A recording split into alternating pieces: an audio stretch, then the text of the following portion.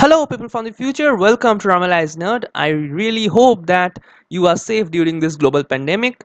Today, I'm gonna be talking about how you can use pre-trained word vectors on your dataset. If you are new to my channel, then please subscribe to my channel and hit the bell icon. I make videos about machine learning and data science regularly. I'm gonna be talking about two models basically.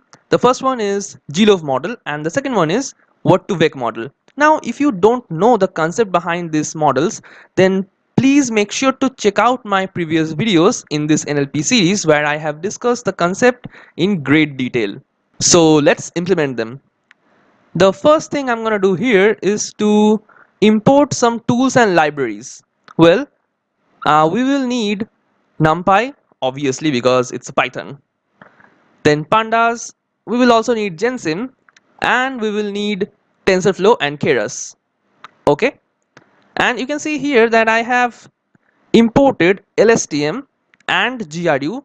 Well, I will be using LSTM model here, and you can also try GRU on this. If you don't know what LSTM is, then don't worry about it, because for this exercise you don't need in-depth knowledge of LSTM. Just keep in mind that these two are two different versions of recurrent neural network, and recurrent neural networks are very useful for sequence learning, and we can interpret the language as a sequence because every sentence is just a set of words and the words appear in their definite order. So it's a kind of sequence classification problem, and recurrent neural networks are great at that. In future I will be making videos about recurrent neural network, then the concept will be much more clear to you.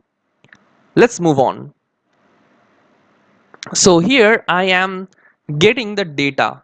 Well, the data I am using here is from HappyDB dataset. Well, this is the official website of HappyDB. So the concept of HappyDB is they have gathered 1 lakh happy moments from different individuals, and they were asked to write about some happy moments they have experienced in past 24 hours, and they were also asked to classify them.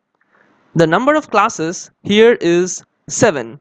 You can see it here, and the classes include affection, achievement, enjoy the moment, bonding, leisure, nature, exercise. So these 7 classes represents the cause of happiness. Just to give you an example, I have printed here the first 5 rows of our data frame, and just check this one. So here the happy moment is, I was happy when my son got 90% marks in his exams. So it represents affection towards his son or her son. So you get the idea, right? Well, let me give you another example. Here you can see that we had a serious talk with some friends of ours. So clearly it's a bonding moment for them. So that's how they have classified it. And obviously if you just look into the CSV file, you will find the classes to be much more meaningful and much more intuitive. And obviously there will be some errors because this dataset was created from individuals, so human error will be there. So now comes the basic data cleaning. So as you can see here, I have just printed the counts of the classes. Well, this is actually useful because suppose if we had one class with really low number of examples, say 10 or 20, then we wouldn't have enough data to train on that class. So we might have to discard that class, or we might have to employ some synthetic data generation method like SMOT or something like that. After that, I am printing the number of sentences in the happy moment, and you can see the one takes the highest frequency, which means the number of happy moments with one sentence is the highest. And obviously as we go to the higher numbers, the frequency decreases, because obviously the workers won't spend that much time to explain their happy moments. Nobody does. And you can see that somebody has even wrote 60 sentences. So that's a lot, and obviously the number of such people will be very low. And to be honest, we really don't need that many sentences, and it may actually harm our model. So I am here just taking the happy moments with less than or equal to 10 sentences. So that's the way to do it. And after this, you will see that we have these many examples. Now comes the encoding portion. Well, it is a good practice to encode our classes into numbers. And here we have just a dictionary where the keys are class names and the values are codes. And by this line, we can actually encode the column. By the way, make sure that you are encoding this particular column, predicted category, because you will find many nan values in this ground truth category. So we are treating this one as our classes. Okay, and you can see here the class names are encoded now. So that was all for the basic data cleaning part. Now I'm gonna show you how to clean the data for NLP purpose. I have actually done a video about text pre-processing in NLP where I have talked about these methods along with some of the other methods, so make sure to check that out. And for this data cleaning we need to import some of the more libraries. The famous one is NLTK library. So I'm just looping through my happy moments, and we are gonna tokenize the sentences. Then we are gonna remove punctuations. We are gonna neglect anything that is not an alphabet. And after these pre-processing, we will get something like this. I have printed only 5 sentences. Well, not sentences, 5 happy moments. Just look here. I went on a successful date with someone I felt sympathy and connection with. So you can see that there are no capital letters, there are no punctuations. So our pre-processing for NLP is done. Now we are gonna come into train test split. Well, here I am using a train test ratio of 8:20. So 20% of my data will be reserved for validation purpose and 80% will be reserved for training. And here the max length variable determines the length of each happy moment. Well, the length is in terms of words. So this simply means if we have more than 55 words in a happy moment, then we are gonna neglect the words after the 55th word. And if we have lesser number of words, then we are gonna pad 0. The padding can be done by this line. Okay, and before that we need to use the tokenizer to fit the texts. And after this I have just printed my vocabulary size and the unique tokens. The vocabulary size simply means the number of different words that we have in our dataset. Okay, so now we are gonna shuffle our dataset. This line is to convert our classes into one hot vectors.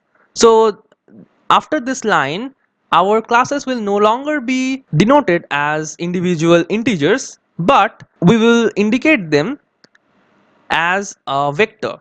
And the vector will have obviously 7 components. And if the first component is 1, then we say, okay, this belongs to the first class. And the other components will be 0. If the second component is 1, then we say, okay, this is the second class, and the other components will be 0. So you get the idea, right? You can actually look into the shape of our y tensor here. That will give you the idea that our class number is 7, so the dimension is like that. And here the x tensor will just be of dimension 55 because we are dealing with only 55 words. And these lines just split the dataset into training and testing. By the way, you may have noticed that I have used the word testing and validation interchangeably from this variable, which is not a great idea, I know, but hey, for the sake of simplicity, let's just assume that our test set and validation set means the same. Okay, so let's move on. Now comes the GloVe model. Well, first I'm going to show you the GloVe model, and after that I'm going to show you the Word2Vec model. As I have told already, that GloVe model was invented by a group of Stanford researchers, and you can actually download this model from the website, and obviously I'm going to post the link into the description, so make sure to check that out. The first thing here we need to do is to create an embedding index. Then we need to set the embedding dimension. In this version of GloVe model, we have 100 dimensional vectors. So the dimension I have mentioned here is 100, and this is the directory path where I have actually saved the model, and this is the file which contains the word vectors. I'm just gonna read this file, and after doing that we will have a dictionary, which is this one, and you can see the keys are the words and the value are the coefficients, and the coefficient simply means the vector. So after this step is done, we need to create the embedding matrix. This embedding matrix will be useful while building our embedding layer. So the way to do is to first generate a matrix of zeros with this particular dimension, and then we are just looping through our word index. Okay, so here you can see that we are declaring a variable embedding vector, and this is just the vector representation of a word, and if the word is not present in our vector representation, then we are just ignoring this part. So in that case, the row of embedding matrix will just be zeros. Otherwise, it will be the vector representation of that word. After that, we are building the embedding layer, and the way to do is to use this function embedding of keras, obviously, and here you need to pass these parameters. Now, one thing very important, you must make the trainable parameter false. Why? Because the word embeddings are already present in our file, as we are using the GloVe model here. So the main goal is to avoid the training of word vectors. So the researchers have already trained it for us, so we are not gonna train it again. Thus we should mention this as false, and you need to pass other parameters like embedding dimension, the weight should be the embedding matrix, and the input length should be the max length. Okay, now it's time to build the neural network. It's really easy to build using Keras wrapper. So first we need to initiate a sequential model. After that we need to add the embedding layer, which we are not going to train. Then we need to add some LSTMs. So I'm using 32 LSTM units, and the dropout rate I'm using 20%, and the recurrent dropout is 25%. Obviously you can change these parameters and see if you can improve the model performance. And here I am adding a dense layer, which is just the last layer, and as we have 7 classes, I am passing here 7, and the activation is softmax. Now remember, if you are doing this on a binary classification problem, you can just say 1 here and you can just pass sigmoid function here, but as it is a multi-class classification, so you need to pass softmax. And after that we need to compile our model, and here the loss function will be categorical cross entropy. Again, I'm saying you, if you are doing it for a binary classification, then it will be binary cross entropy. And the optimizer here I am using is Adam, and the matrix I am using is accuracy metric. And this is the summary of my network. So let's train it. Well, before training, I am mentioning here some checkpoints just to save the model at each step. Well, not at each step, only when the validation accuracy increases from the previous epoch, then we are saving it. Okay, and then we are starting the training. So you can see the accuracy is really good. After the fifth epoch, we have achieved 86% accuracy. So that's really amazing. And I have done it for 15 epochs. And after the end of the training, we have achieved validation accuracy of 88% and training accuracy of 86%. Well, that's really good result. And now I am just plotting the result. Well, about the plot, I'm not going to be discussing very much because this is really basic plot between number of epochs and accuracy, and between number of epochs and validation loss.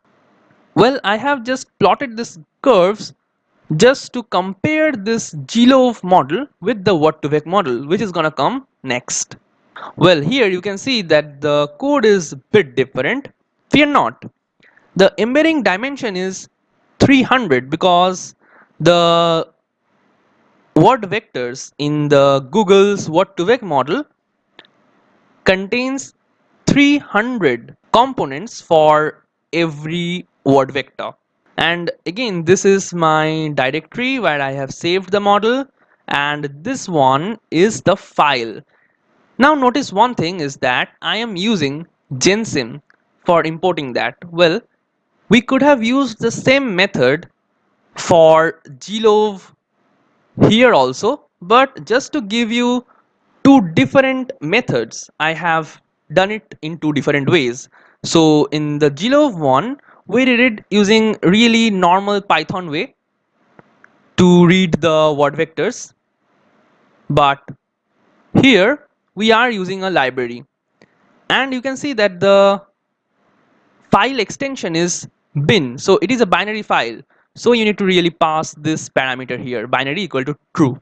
After that, in the similar way, we need to make the embedding matrix. Now you can see that we are really not making the embedding index here because this Word2Vec model actually acts as a dictionary in this case. So we can skip that part and we can directly just create the embedding matrix. So here the concept is also same. If the word is not present in our Word2Vec model dictionary, then we are just leaving this line, which means that row of embedding matrix contains zeros. And here is the embedding layer. Again, the same concept. Remember to make the trainable parameter false. And then here is our network. I am using the same LSTM thing that I have done in the previous case. Obviously, you can change these things to get more accuracy. And I will highly recommend you to experiment with these, and if you find better accuracy or poorer accuracy, then please share them in the comments. Now again the checkpoint thing, and here begins the training. Well, I have trained it for 10 epochs because it takes a little bit longer to train and the accuracy is also higher, so it really doesn't matter here. So after the 10th epoch, we have got 88% validation accuracy and 88% training accuracy. So it's really amazing. Now comes the plots. Okay, so now you can see all the four plots at once. Well, the green lines refers to the training process and the red lines refer to the validation process. These two are from Word2Vec model and these two are from GloVe model. Clearly, by analyzing the accuracy versus number of epochs curve, you can see that Word2Vec model has performed better than GloVe model.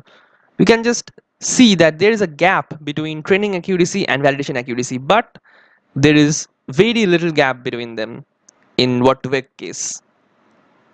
Even in the loss versus epoch curve, you can see that Word2Vec model has performed better than GloVe model. Well, we can reason this by the dimension of vector used in these two models. In the Word2Vec models, as you know, there are 300 dimensional vectors for each word. But in the GloVe one, we have only 100 dimensional vectors per word. So that makes some difference between them. So I hope now you can successfully apply Word2Vec model and GloVe model on your dataset.